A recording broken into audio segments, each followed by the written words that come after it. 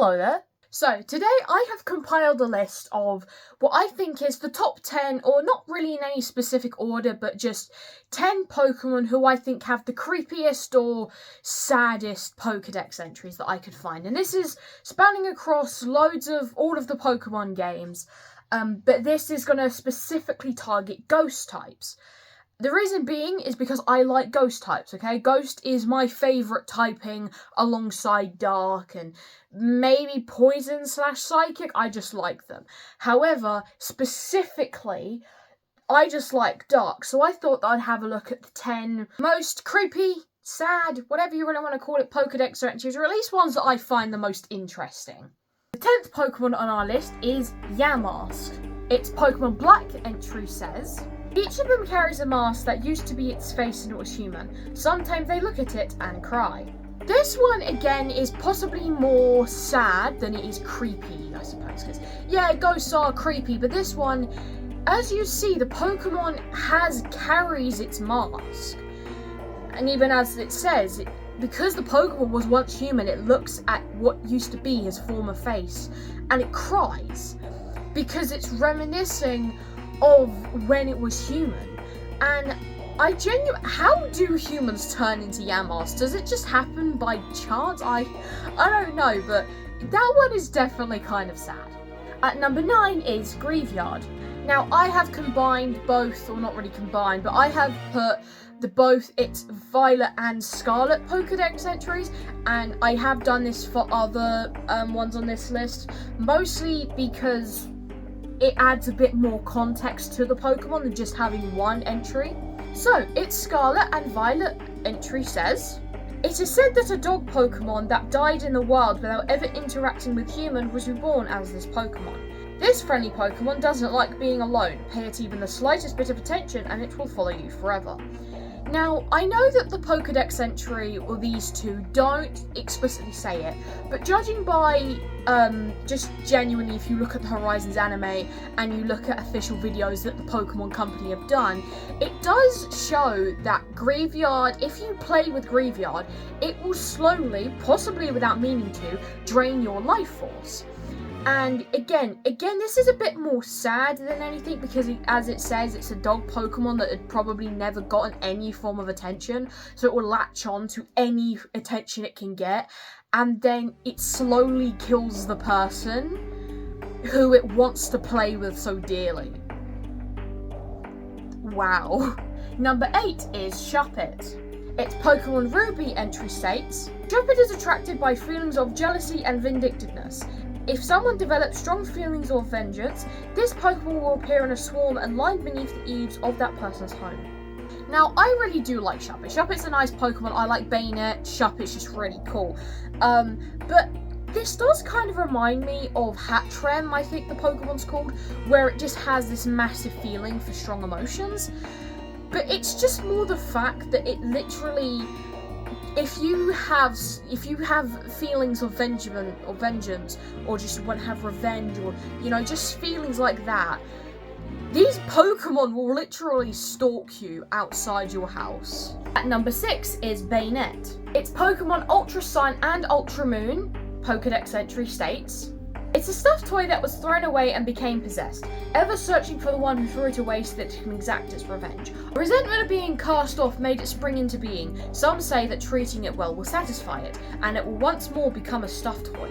Now again, as it's pretty common knowledge that Bayonet is a Pokemon that used to be owned by a young child, or just a child, or so it was owned by someone and eventually it got thrown away because maybe the person grew out of it, but then it literally became alive because of its entire feelings of just general hatred, I guess.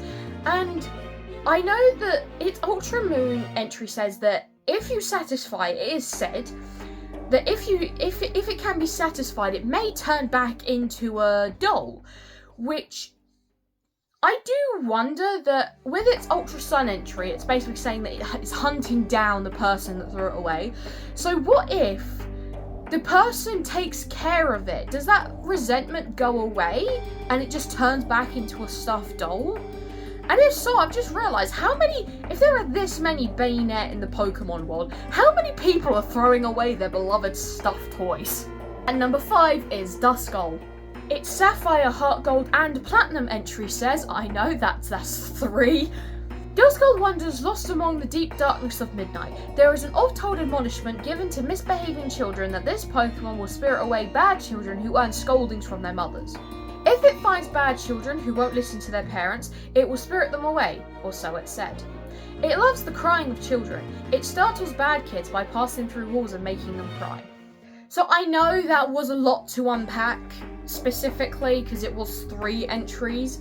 However, my reasoning for having these 3 is because, of course, it does kind of paint a picture. You know, it's a myth, as I said, it's an oft-told admonishment that if there's bad children, Duskull will take them away. But its Platinum entry does say that there is a chance, or no, it's not necessarily that there's a chance, but it likes hearing children crying. Which, does that mean that Duskull actually does take children away, but it's not common, that's why it's a myth? Or is it literally just similar to the lies that parents would tell you as kids to get you to behave, but then you realise actually weren't true and they were actually kind of stupid, but they somehow worked. At number 4 is Phantump. Its Alpha Sapphire and Ultra Sun Pokedex entry says, according to old tales, these Pokemon are stumps possessed by the spirits of children who died while lost in the forest. By imitating the voice of a child, it causes people to get hopelessly lost deep in the forest. It's trying to make friends with them. Now, this one definitely does stand out to me because I'm a massive fan of Trevenant ever since I randomly saw it on the Pokemon X and Y episode. Don't remember what episode, I watched it years ago, and I just have vivid memories of just seeing this Pokemon, just thinking as to how cool it looked, how amazing it looked.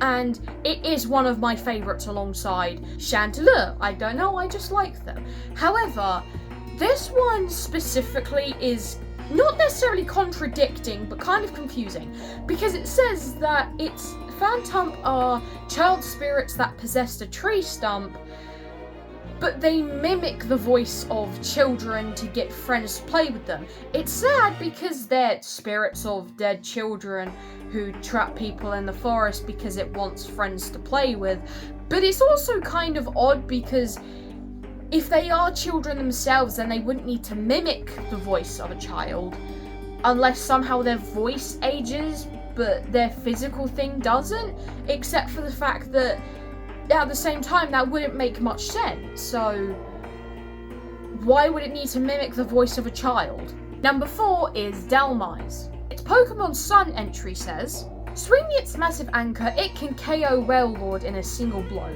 What appears to be green seaweed is actually its body. Now, the green seaweed part makes sense. You look at Dhelmise and it does look like seaweed, and it is evidently a part of its body. However, it's more the sheer fact that it's an anchor, of course. I think it's over 7 foot. I can't really remember the height of Dhelmise, but it can KO the biggest Pokemon in existence in one single blow. And this is something that holds down ships. I don't know if Dhelmise does that specifically, but that's what anchors do.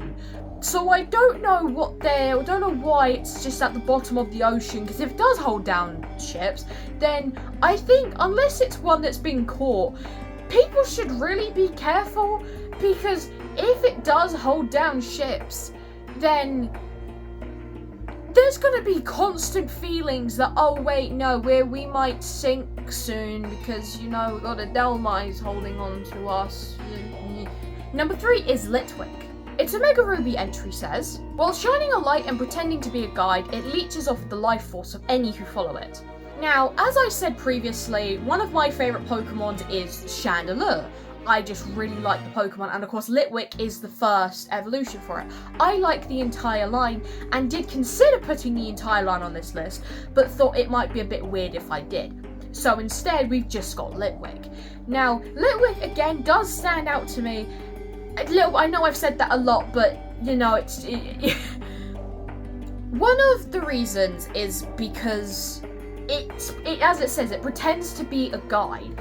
It is pretending to be a light to lost trainers, lost travelers, and all the while it's pretending to be a guide while draining the person's life force that it is seemingly helping.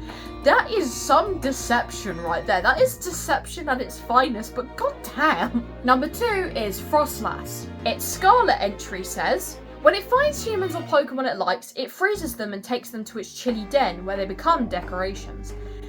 This one does definitely... I don't have much words for it, and this is coming from someone that has a bunch of words to say. Mostly because, well, it literally, according to some other ones of its entries, it does state that it will freeze Pokemon or humans at negative 58 degrees Fahrenheit.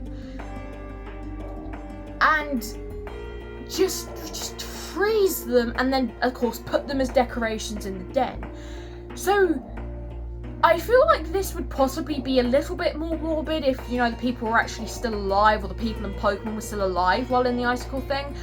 But I don't think any human, maybe some Pokemon, but no human could survive being frozen at that temperature.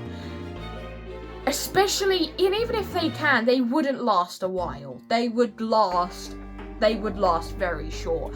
So, yeah, that's... And lastly, at number 1 is Mimikyu. Its Ultra Sun and Sword Pokedex entry says, it stands in front of a mirror, trying to fix its broken neck as if its life depends on it. It has a hard time getting it right, so it's crying inside. There will be no forgiveness for any who reveal that it was pretending to be Pikachu. It will bring the culprit down, even at the cost of its own life. Now, this one I do find to be a mix of creepy or just kind of grim as well as sad, because even though a lot of people would say Mimikyu is overrated, it's popular for a reason. And I feel like Mimikyu being popular is actually quite ironic, considering it's trying to be as popular as Pikachu, since no one can see its true form, since people will die. And literally, even the entries kind of say that, you know, it I don't have any words. It will literally try and hunt down people that reveals its secret, even at the cost of its own life. And when its neck breaks in battle, it will try and fix it. Once its disguise is broken, it will fix it and it will cry inside while standing in front of a mirror. This may just be me, but out of what I've said, okay, yes, you can argue that Frostlasses should be at number 1 because of just how morbid it is. But this one is just downright sad, but possibly even slightly relatable to some people. Which, of course, yeah, people aren't going to stand in front of a mirror trying to, like, unbreak their necks. I hope people aren't trying to do that. But when you look at it as a different way, it can be relatable to some people. And just because of the nature of it and the nature of Mimikyu, that's why I feel like it deserves to be on the number 1 spot. So I hope you enjoyed this list. I'd like to hear your opinions if you think that any other ghost-type Pokemon should be a part of the list, or if some order of it didn't really seem that great, or one should be higher than another, or one should be lower than another. And I would appreciate if any other requests could be given for any lists I could do, or just Pokemon-related content, because this is the, well, technically second Pokemon-related content I have actually done, and I really think this is something I could possibly do a bit more, but I'm running out of ideas. So this was just kind of a start, and I would love to hear a comment from you guys. And, well, I suppose there's not much to say other than bye.